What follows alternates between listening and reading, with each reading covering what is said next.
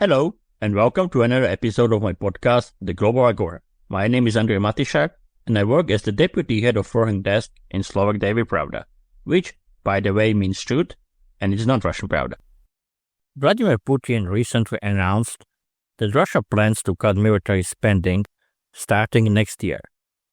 This statement came after the Minister of Economic Development, Maxim Reshetnikov, warned that the country's economy is teetering on the brink of recession.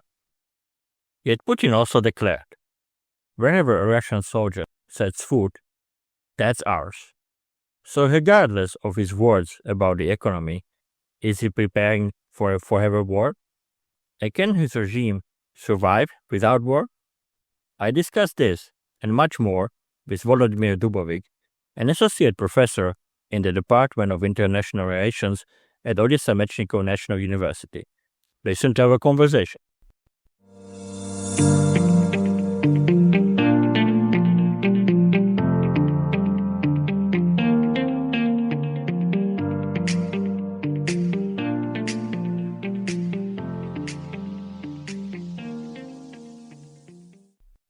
If you enjoy what I do, please support me on Coffee. For the link, see also a description of this episode. And now, up to the new debate. Vladimir, there is only one sentence directly related to Ukraine in the Hague NATO summit declaration from the last week. It says, Allies reaffirm enduring sovereign commitments to provide support to Ukraine, whose security contributes to ours, and to this end, will include direct contributions towards Ukraine's defense and its defense industry when calculating Allies' defense spending. Nothing about the potential NATO membership for Kyiv. What does it mean for Ukraine and the war? Well, this phrase itself is already progress, is already an achievement of sorts, because some people from the other side of Atlantic mostly were suggesting that Ukraine should be completely excluded from the final document, from the communique, from a memorandum, so that the support for Ukraine is mentioned there. That's already a big deal. But yes, everything about the Russian aggression against Ukraine, which is ongoing, is left out. That's a problem, obviously, for us, but there are two ways probably to look at this summit. First is there was no major disruption, and that means probably moderate success.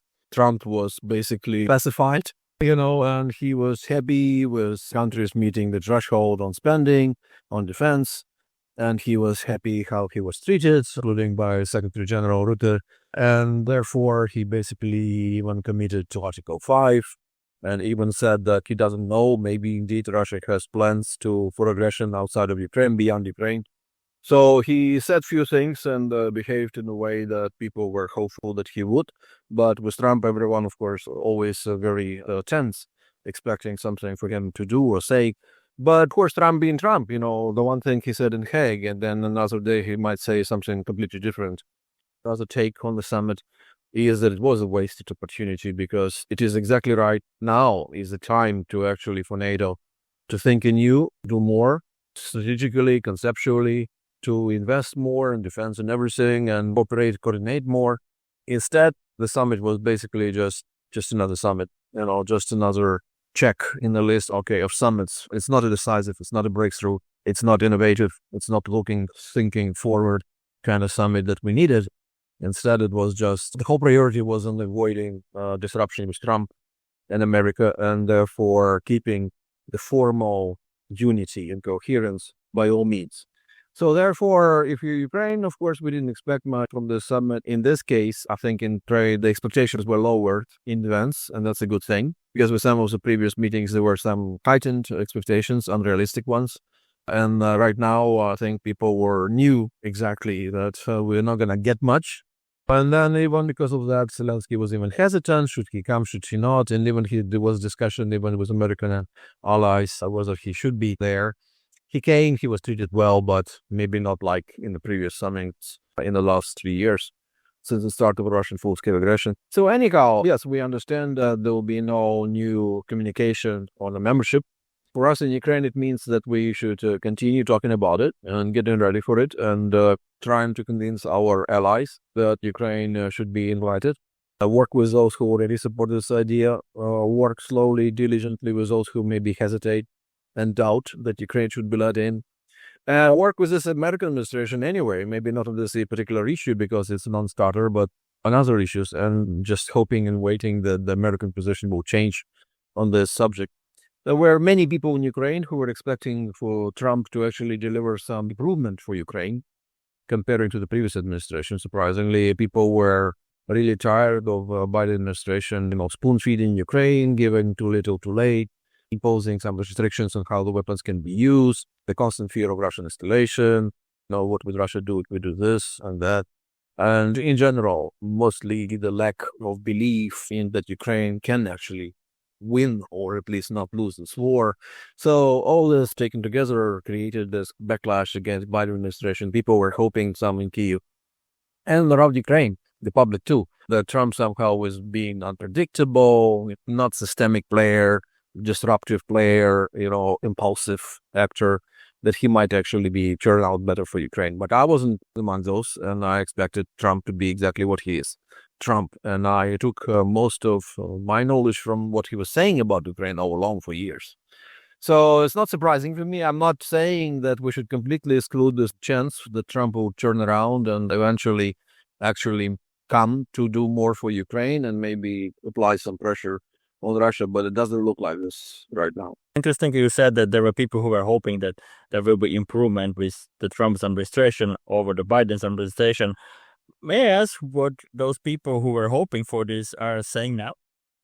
Oh, yeah, they are not happy. Most of them are really not happy. They are really unsatisfied and upset. They thought that Trump would actually deliver something. They misread his message of Make America Great again, the how he sees greatness of America. They thought that if you're thinking about greatness of America, it means that you should stand up vis-a-vis Russia and contain Russia and apply pressure on Russia. That's how you prove your greatness. But Trump has and his team, they have completely different understanding of what they mean by greatness at all. And definitely in dealing with Russia, they are clearly staying away or not really going into that pressure or harming Russia or hurting Russia. So they are not happy, and some people are still hoping that Trump is playing some long game. Eventually, he would actually do the 180, do the U-turn, and actually support Ukraine more. But most of them are actually now not happy. They're trying to create some kind of excuse for why they thought that Trump should be better. Some of them actually are also saying that Zelensky is probably not doing his part well. Like a lot of people in Ukraine said, well, if you play Trump right, he would actually come to support Ukraine. But Zelensky came to White House and behaved wrongly on February 28th, that meeting. And that's why Trump is now not doing more to help Ukraine. But there were many signals and signs that Trump is not going to help Ukraine even before that meeting. And also many Ukrainians thought that Zelensky had the right to speak up on behalf of Ukraine, and Trump was rude. And that actually even led to some temporary, at least, increase of ratings of Zelensky because people kind of consolidated and rallied around a leader who was insulted in that meeting in the White House. So I think that it differs with different people. Some still are puzzled, like why Trump didn't help Ukraine more. Some think it's a longer game. He's still gonna preparing some surprise and some kind of trap for Russia or something like that. And others are blaming Ukraine and saying, oh, well, you should have played Trump better. So talking about this, what is the main lesson Ukraine can learn from the NATO summit? Sucking up to Trump, calling him daddy, and you will be fine? Yeah, well, we tried that too. Actually, in dealing with Trump, we in Ukraine did several things. First of all, we agreed to sign critical minerals deal, natural resources deal, agreement with the U.S., which we didn't really need. And we don't need it as such, but Trump insisted that we should, and we signed it. Luckily enough, we managed to actually change many things in the last draft for Ukraine's benefit. We did not agree initially to the unconditional ceasefire, but eventually, of course, under the pressure of, again, Americans in a meeting in Jeddah in Saudi Arabia, Ukraine said, okay, fine, if you want unconditional surrender, we're ready for unconditional surrender. Even though the Ukraine's position was all along like, we want to know what's going to happen after fighting, shelling will stop. So what's the algorithm? We need to know how we're going to proceed after that. But Americans said, no, let's do ceasefire. And we said, okay, we're agreeing with you. And then came the period of time when Zelensky was, every tweet of Zelensky about Trump was like, a great leadership of Mr. Trump and stuff like that. Under his wise and great leadership, we're proceeding towards peace and so on. But then eventually that changed too, so that didn't work. None of it did work. Ukraine did what was asked, even some of the things that we didn't think really meet our interests. But we still don't have any answer to that. Like, we'll be having any security assurances. We'll be having any military aid going forward. We'll be able at least to buy some American weapons, with the money donated by Ukraine's partners directly, maybe, or maybe Europeans can buy those weapons from US and then give it to Ukraine. So there's no clear answer to any of the questions that are on the table for us and that are existential and very important for Ukraine. From the NATO summit, well, we've been through many summits, and sometimes there are some actual important decisions being made there, and sometimes, and more times than that, there are no important decisions made there. And I also talk often to Ukrainian journalists, and I try to explain, don't expect huge breaks from the summit. Most decisions are actually made in between summits and on a lower level, or maybe, decision makers are involved, but they're not going to be actually reaching that kind of decision at the summit. Summit is usually decoration, it's symbolism, it's all the ceremonies and everything. So in that respect, Ryan, we're basically saying, it could have been worse for NATO, it could have been worse for us, maybe. It could have been some major quarrel between, say, Trump, maybe joined by two European leaders there, Eastern European leaders, Central Eastern European leaders, and then everyone else convincing him publicly that Ukraine should be supported, and he would be saying, no, we shouldn't support Ukraine. Since nothing of that sort happened, that's already more or less of an achievement, but that is out of careful lowering of our expectations. As you said, Ukraine, Kiev did everything what was asked, but Russia is relentlessly bombing Ukraine, and I don't know how many of Trump's 2 weeks deadlines for a ceasefire have passed. What does it mean for the process of negotiations, if there is any process we can call a process? I don't see a process as such. I mean, maybe there's something happening behind the scenes, or maybe there is some context. I believe that Trump administration is in contact with Russians. Ukraine is probably in contact with Russians, but maybe just on the issues of prisoners exchange right now. So even the ceasefire is not discussed. It hasn't been discussed on the 2 meetings in Istanbul, recent meetings, and that I don't think is being discussed in any other format. So I don't think negotiations are there. So when Trump says, I'm not ready to apply pressure on Russia now because I want to give this negotiations, the peace process, a chance, the question that arises is like, what process, what negotiations? There's nothing going on. Everyone is basically waiting whether Trump will decide to apply some pressure on Russia. Europeans have been waiting all along, for too long, I think, for Trump to be on board. It was decided that maybe there could be coordinated sanctions by both US and Europe, and that would be a good signal to Russia. And that's why Europeans delayed. Then we know now that Trump is not leaning towards any sanctions.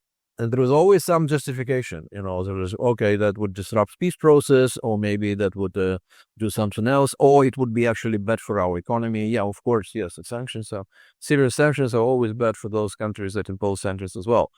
So the bill on sanctions on Russia is still sitting in the Senate. I assume there'll be some work done on it. A lot of senators presumably are in favor, but I don't think they would be actually voting for this bill. Republicans wouldn't, if Trump wouldn't say, yes, please do, vote, I support this bill. So we'll see. I mean, right now, of course, I don't think this peace process is going anywhere. Russia is confident. Russia is not going to stop the war or be inclined for compromise or concessions if it's just been asked, please be nice.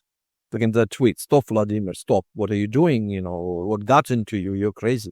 So if all that will continue, then Putin would just continue his war. He is confident. He thinks he's winning. He thinks he is mobilizing enough people and producing enough weapons. His sanctions are not working to the extent that Russia still has money to produce those weapons and pay for the war effort. So why should he stop? The only way to make him stop or reconsider or to alter the aggression is by applying pressure.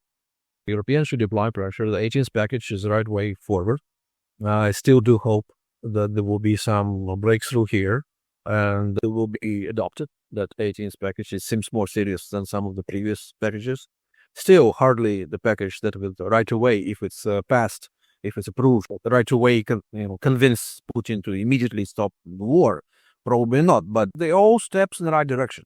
All right. And every time actually Putin talks about sanctions, he's worried. He asks for the sanctions to be stopped. That's always his condition. So they must be hurting them. And when you can't send troops to help Ukraine fight Russians, then at least you can do sanctions. So sanctions is the right way forward, not in the sense of, well, they don't stop Russian war. They don't, but they still make it more difficult for them to continue the war. And also it's a morally right thing to do. And in terms of international law, international norms and principles, that's also the right thing to do. You need to find a way to punish the aggressor. And what can you do? I mean, you can help Ukraine, and each country decides how. And then you can punish, and you should punish the aggressor.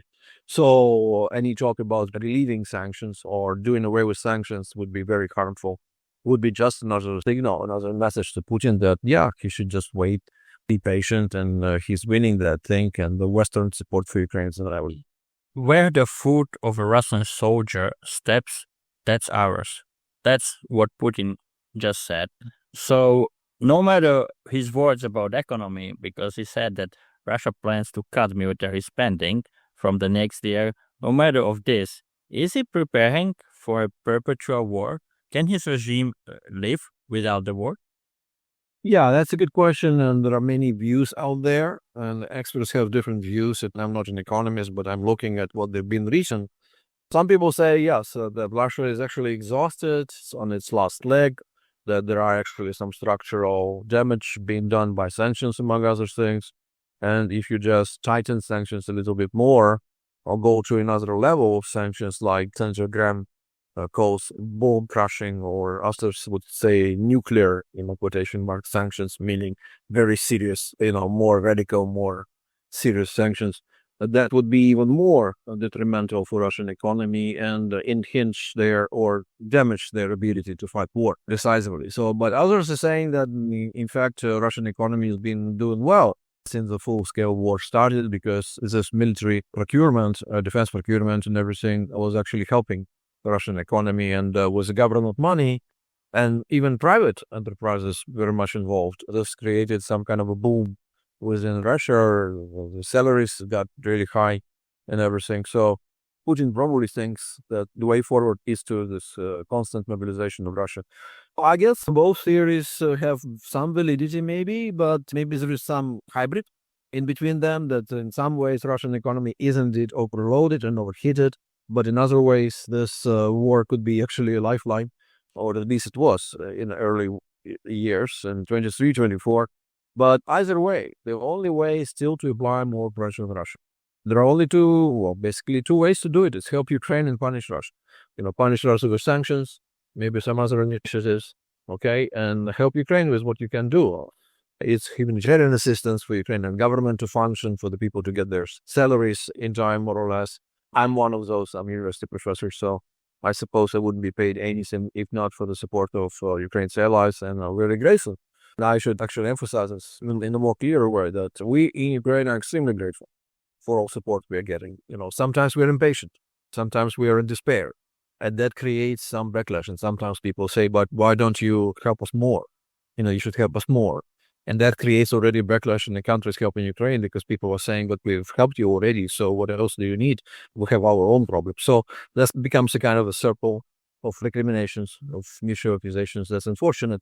But in general, Ukraine is extremely grateful, and we are taking the list of who's helping more and why and everything, and the public attitude to Ukraine and stuff like that. What do you see if you look at the battlefield? It seems that the Russian forces are trying to gain a foothold in Dnipropetrovsk Oblast for the first time. How serious could it be? They're trying, they're pushing. If this is what is happening right now, is their summer offensive, then it's failing, obviously, because I think they had bigger plans, more grandiose, more ambitious. If this is just a preparation, the overture for summer offensive, and something will actually happen in July and August, then we'll see. Then, of course, there will be more problems for Ukraine. But even as we speak, there are plenty of problems, obviously. American money being almost exhausted, the weapons coming for the remnants of the money being given to Ukraine by the Congress last April, so more than a year ago. Last April meaning April 24th, so more than a year ago. Then Europeans are actually sending some weapons and some money, which is great. And some countries, actually, particular countries, given quite serious amounts of assistance to Ukraine, which is comparable to what America's been doing. But of course, as we know, there are some types of weapons that Ukrainians need badly, and they can only come from U.S. And there is now new elevated round of discussion about the Patriot missiles. And good, Trump said we'll look into it. Doesn't mean anything, but still, at least this item is brought back to discussion, to the agenda, that we do need to cover the sky. This huge country, Ukraine, and Russia can attack from any angle, and therefore, of course, we need a lot of air defense to cover the sky. On the ground itself, that's the most dangerous situation there. We still have, I presume, some shortage of personnel on the ground, even though Ukraine is mobilizing people and recruiting and mobilizing and doing better now, I think, in many respects with that, especially with recruiting. I think there is more money spent on recruiting also people, the army, but of course, we're still dealing with predominant force. It's still very much an asymmetric conflict. And to a little bit level this asymmetry, that's where exactly the assistance of our friends around the world is needed.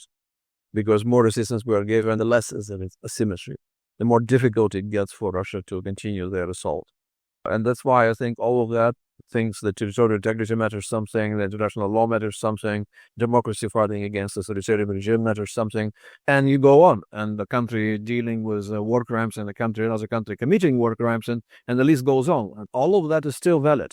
Whatever is your reason to support Ukraine, just do it. And whatever your reason is to doubt that you need to support Ukraine, think again, because it's actually not just for the benefit of Ukrainians, not just for the sake of Ukrainians, not just for us Ukrainians to be more secure. It's actually much bigger issue. And like you said, Putin said, where Russian troops are moving, that's where Russia is. You mentioned that, and you quoted that statement, and that's deliberate. On one hand, that's really speaking his mind. On the other hand, it's also scaring everyone from helping Ukraine more. Because, okay, just give Ukraine to us and you'll be fine. All right. So basically, that's a logic of appeasement, of which Czechoslovakia, for instance, once was very much a victim, of course, in 1938, 39, and that was exactly the logic. Give to Hitler what he wants, and there'll be peace in Europe. Same thing today. Give Ukraine to Putin, and there'll be peace in Europe. But the logic is false in both of those cases. Well, when you wrap it up, you mentioned already the 18th package of sanctions. So to what extent does Ukraine pay attention to Slovakia's position that it is blocking the 18th package of Russian sanctions? It does. It does, of course. I mean, like I said, we Ukrainians take a particular list of people helping and not helping. And in that book, of course, the position of the current government of Slovakia is something which is extremely unhelpful. And all of those statements actually about Ukraine being guilty for the war in general, we also remember them. But then at the same time, the ultimate measure, I think, for us is to whether there are certain things to help Ukraine are blocked or not. No, if there is certain measures to help Ukraine are blocked, that's already bad. If it's only rhetorics and statement, Slovakia and both Hungary are not blocking the size of measures, then it's fine, basically. Okay, it's not fine. Still notice and we're still upset in Ukraine. We still don't understand where it's coming from and why would there be such an unfair approach to Ukraine's situation, but we can live with it. When it comes to actually blocking important things for Ukraine, that's much more dangerous. And frankly, I am hoping that European Commission, European Union will finally come to some solution where the decisions will be made by the qualified majority or something. Because actually, it's not fine when you have 27 countries and one or two is saying something and then the rest is saying something different. There should be a mechanism going forward, I think. But Slovakia is still different leagues in that respect. So Hungary has been on the road one for a long time, and of course their position was anti-Ukrainian for a long time. With Slovakia, it just changed because of the elections. But previously we had actually the government and the president who were very much in support of Ukraine, and we knew that many Slovaks support Ukraine too. And we know that there's division within Slovak society on how to help Ukraine and so on. So we appreciate the support of those who believe that Ukraine should be helped. Any other account, the internal discussion about what should be done? It's a business for the local people. It's business for people living in Slovakia to decide what is in their interest. But I just hope that they would make the right decision, not just for their own sake, not just for the sake of Ukrainians. This was another episode of my podcast, The Global Agora. Subscribe, listen on Spotify, Apple Podcast, and on the other platforms. If you enjoy what I do, please support me on Ko-fi. For the link, see also the description of this episode. Thank you for listening and stay tuned.